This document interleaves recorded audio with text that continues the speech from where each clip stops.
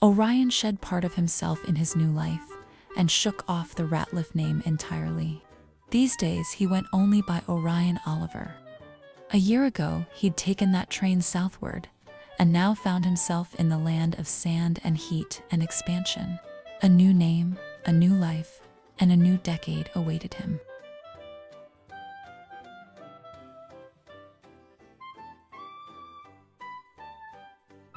Hello there! Sorry if I scared you. I didn't think there was anyone else out here. Great spot for fishing.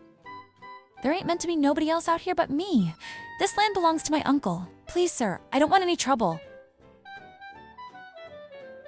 I'll go. I don't suppose you've caught anything? By now, Orion Oliver's way had been perfected. He had a genial, careless sort of knack that put people at ease and got them talking. He learned that people much preferred to talk about themselves when prompted, and he rather preferred that. This way of his made it easier when he ultimately asked, "Would you like me to make a photograph of you?" And he almost always got what he asked. Making photographic portraits wasn't great money, but it fed Mr. Oliver and got him train tickets and nights in hotels. I know it's awkward, Lizzie. Perhaps a smile, or look into the distance. What do you say we go for a walk? There was something earnest about the man, almost childish, that disarmed his sitters. He could do something so small that killed their nerves entirely. That killing of nerves would lead to conversation. And then, as he delighted in the stories, Orion would say the thing that always got him collecting, "Tell me more."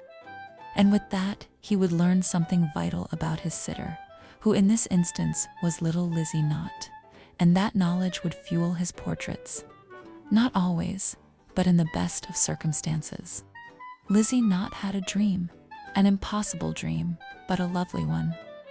When she was a girl, she read a book about a jungle explorer, and from then had a secret desire to escape to a humid tropic, more than ever, since the end of the Great War, or perhaps since women got the vote.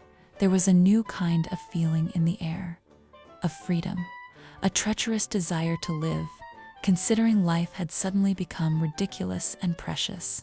Orion didn't ask for that kind of attention.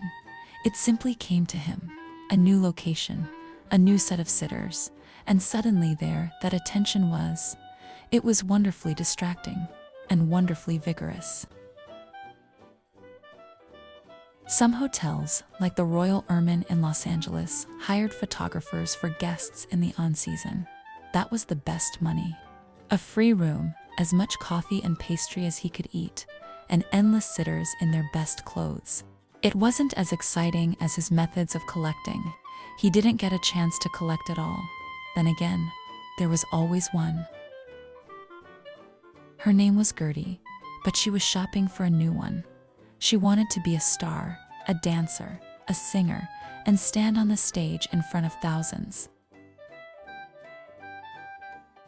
She didn't mean much to Orion, and he didn't mean much to her.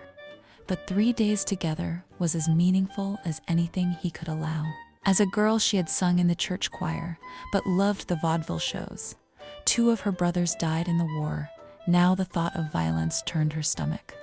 Her favorite song was "A Pretty Girl Is Like a Melody." As always, when his time was over, the trek began again. All things for Orion required changing, turning, without time to think.